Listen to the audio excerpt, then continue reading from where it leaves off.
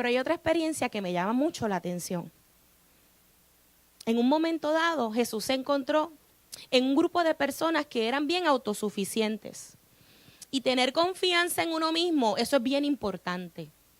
Porque nosotros tenemos que saber en quién hemos creído. Nosotros cantamos aquí constantemente, yo sé quién yo soy.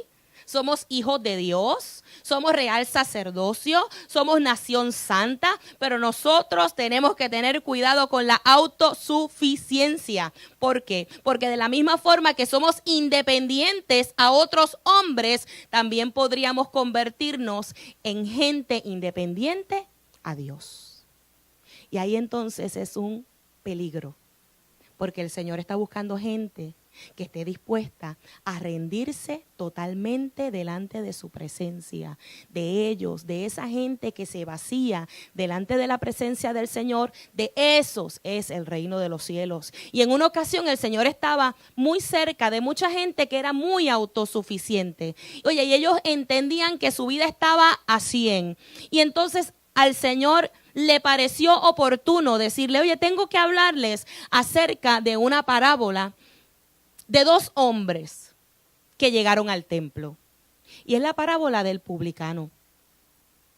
Dice la palabra del Señor que llegaron estos dos hombres, era uno fariseo, era otro publicano.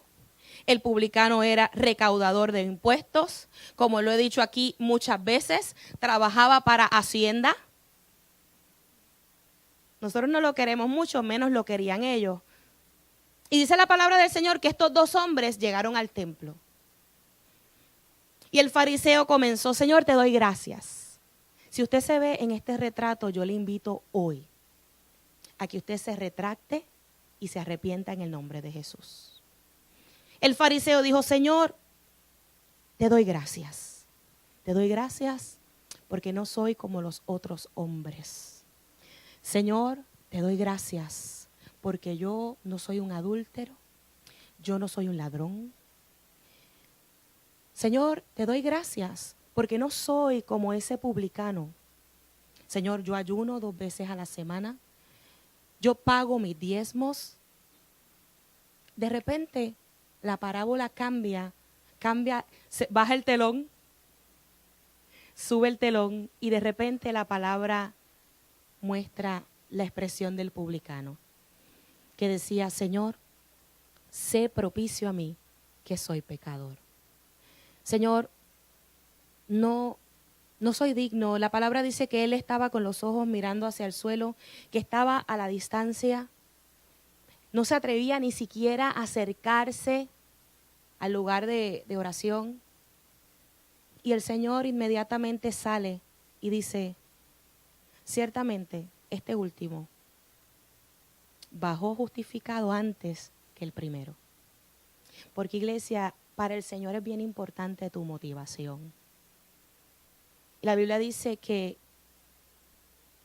el que se enaltece, el Señor lo humilla, pero el que se humilla, el Señor lo enaltece. Así que es bien importante que nosotros podamos tener una actitud de humildad, y aquella persona que es humilde no dice que es humilde, otros lo notan.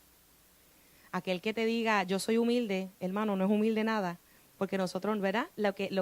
Una de las virtudes que tiene aquel que es humilde es que no está vanagloriándose.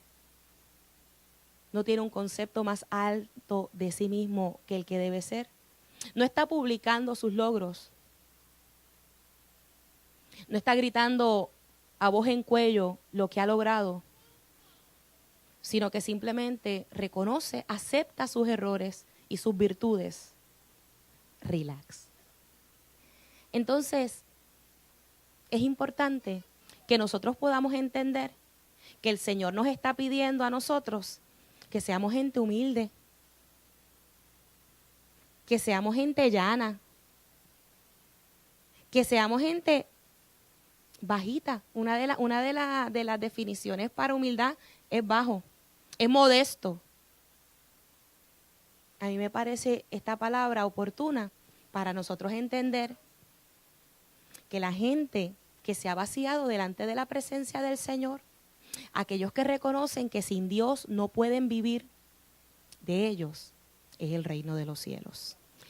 Y te quiero traer a colación una experiencia bíblica que me encanta y muy común, muy común.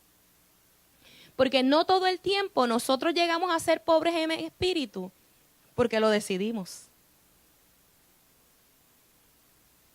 Muchas veces las circunstancias de la vida, los procesos, el Señor los utiliza como excusa para sacar de nosotros el brillo que Él quiere ver.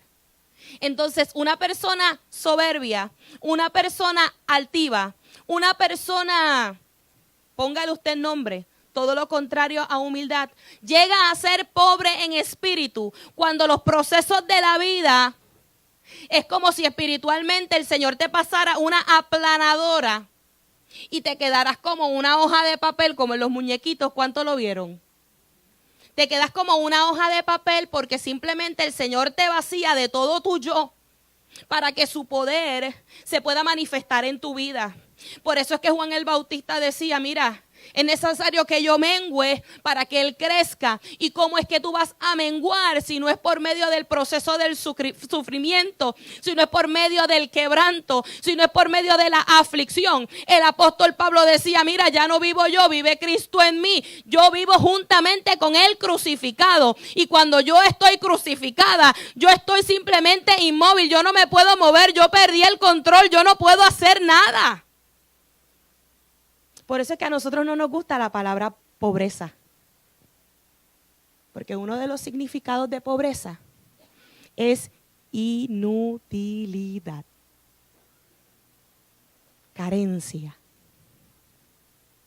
Cuando yo reconozco que yo tengo unas carencias espirituales, cuando yo reconozco que yo tengo unas necesidades particulares espirituales, entonces el Señor se mueve a misericordia a trabajar en medio de nuestras vidas. Había un joven que aprendió a cantazo. Hay un joven en la palabra que me parecía que estaba lleno de soberbia. Y es la experiencia del hijo pródigo. La palabra establece que un día el hijo le dice al padre, dame todo lo que me corresponde. Dame mi herencia.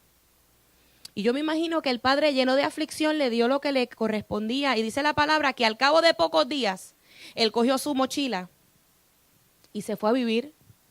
Y se fue a janguear. Hizo lo que le dio la gana. Pero llegado el kairos de Dios, llegó el momento de dar cuentas.